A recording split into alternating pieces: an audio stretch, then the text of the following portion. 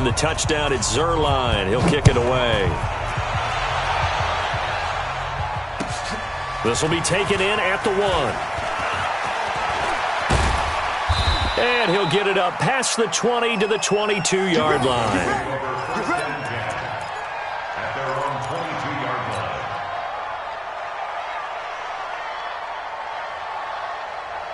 The Broncos onto the field, ready to start their next drive. Keep it up, guys. Rock it. Whip. Watch the whip. Slam. They'll run with Freeman here to begin the drive. And he is met quickly in the backfield. Down he goes, folded like a lawn chair.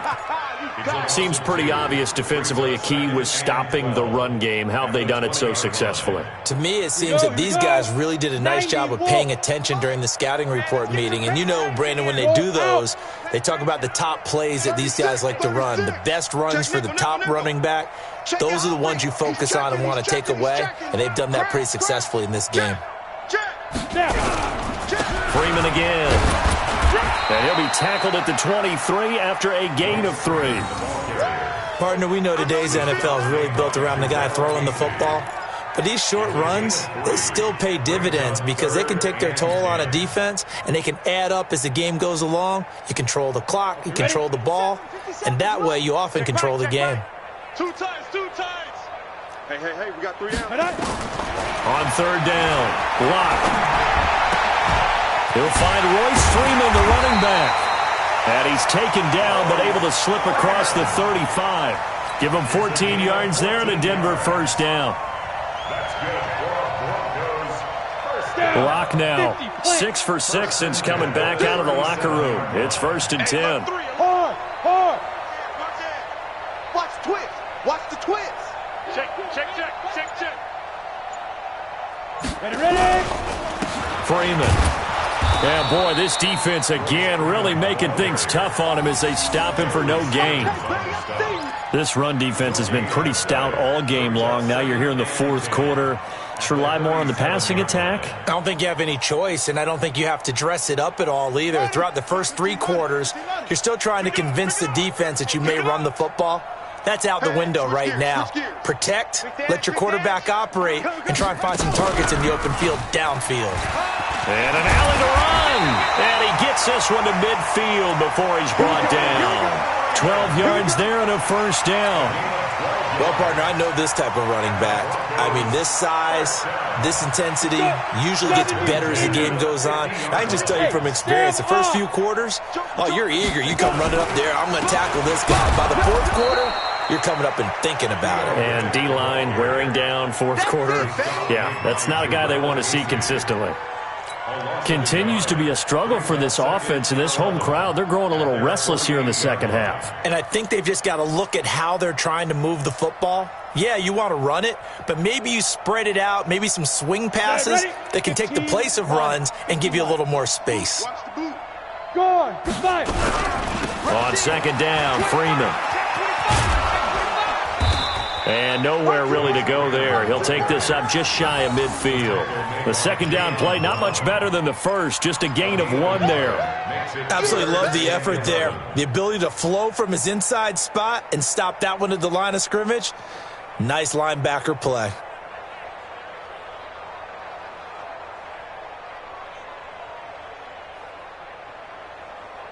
The Broncos on 3rd down. They've had good success, 5 for 8 to this point. This is 3rd and 11. I'm coming after you.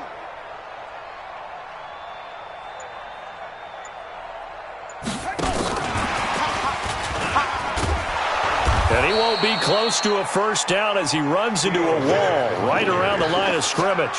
No gain there on the play, and that's going to leave him with a 4th down.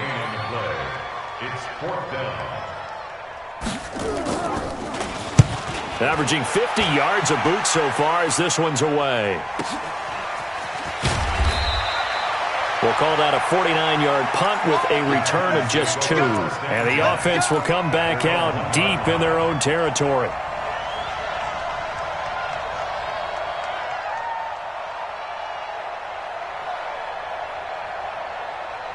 The Titans offense set to begin the drive. We've got a lopsided game here. I don't know, Charles, what does the handbook say that we discuss when we've got a game like this in the fourth quarter? Hold on a second. Let me thumb to the proper page on that. Know what it says? What? Let's discuss how we got here. This is a dominant performance, where they took control of this game, how they managed to keep control of this game, and then we go ahead and think about how we're going to leave here and get to the airport. And Henry's hit. He lost the football. But fortunately, he's able to recover his own fumble, or that could have been trouble.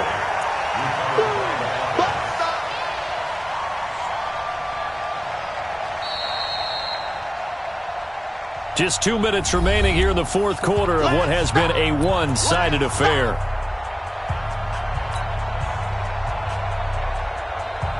So the Titans in possession of the football here as we get you reset. And let's see what they've come up with offensively after having time to talk it over. And he's going to be intercepted a third time. Picked off by Todd Davis. And he is not quite going to make it all the way in. They'll mark him down right about the 1-yard line. And that pick just sets him up beautifully right down near the goal line. I remember being in a defensive meeting back when I was in college, and our defensive coordinator says, we're going to call this be who you are defense. D linemen, you play the run. Linebackers, be aware of anything. And secondary, you play the pass. That way, you're all set, ready for whatever they put out there. Trying to keep those big legs churning, but he's going to go down in the backfield. He'll wind up losing a yard on the play, and that'll bring up a second and goal. Clock now to throw. Rush coming, and he's taken down. Kevin Byard, the Middle Tennessee Blue Raider, gets the sack. When you're this close to the goal line, you got to expect pressure from the defense, so the ball's got to come out fast. Got to get out of his hands quicker. They've been denied touchdowns in the red zone twice already. Here comes third and goal. Clock now on third and goal. Looking end zone, but it's incomplete. Just nothing there again. He's been sacked multiple times. We've seen the interceptions, of course. He's really been through the ringer, hasn't he? And what we've seen is a defense that's well coordinated. The front and the back really in sync. The front putting on the pressure. The backside being ball hawks and picking passes off. They'll go for it. It's locked. And this is caught by Sutton. Touchdown Broncos. Cortland Sutton, his third touchdown now on the year. And the Broncos use this short field to their advantage as they cash in for 6. Throwing now is locked. And he's got it for the 2-point conversion. So they tack on a pair more here to narrow that deficit a bit further. So it would no doubt be a miracle comeback from here, but let's see what they can do starting with the onside kick. And the Titans are going to recover the football. Now they're down big here in the fourth. They had to try the onside kick. Can't fault them for the effort at least. No, you can't at all. And if nothing else, now you've put something that you're trying to practice, right, that you've worked on into a game situation, and now you can go back and dissect it. So if you need it again sometime, maybe you'll find a better way to do it. But, yeah, this game's pretty much done for them. Derrick Henry all alone. Touchdown, Titans. Derrick Henry with his second touchdown of the game, 4th of the year. And the Titans are able to extend their lead. And he certainly played a pivotal role with those 2 TDs and why they're up on the scoreboard right now. Well, someone's all about winning, aren't they? Because he's not worried about the number. Sure, it's great to have 2 touchdowns. But the bottom line is what he's doing is contributing to their lead. He wants to continue to do so. This fielded at the 2. And not a bad return here. He gets it out to the 25-yard line.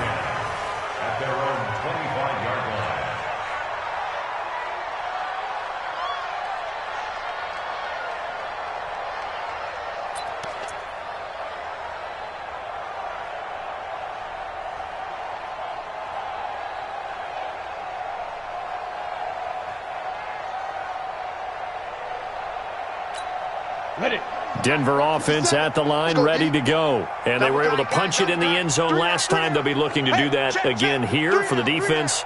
Obviously, they'll be looking to stop them from punching it back in the end zone. It always is punch-counter-punch, isn't it? And which team has the advantage? Well, let's just go back. Last time on offense, they rolled downfield, got into a good rhythm. You can see a little more bounce in and out of the huddle. You can see the sideline really get into the game. So defensively, you're thinking to yourself, how do we take that away from them? How do we get the advantage back?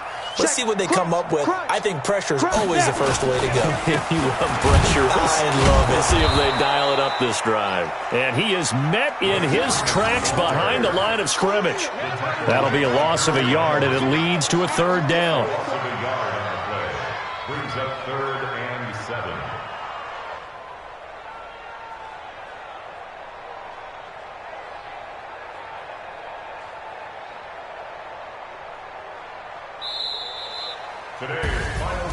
A big offensive explosion helped leading them to victory, and the defensive guys, they're just saying, hey, put those points up every week, we'll just keep winning.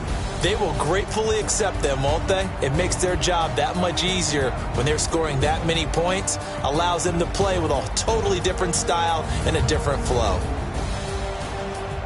So for Tennessee, their strong start to the year continues as they're up to 5-1. And they'll be able to enjoy this one through the bye week before they get back at it again. Meanwhile, for Denver, they can't quite seem to turn things around as they fall into 2-4 now on the year.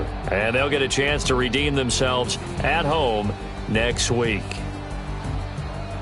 So for Charles Davis and our entire crew, I'm Brandon Gaudin. Next game, guess what? Charles and I will be here again. It's the NFL on EA Sports.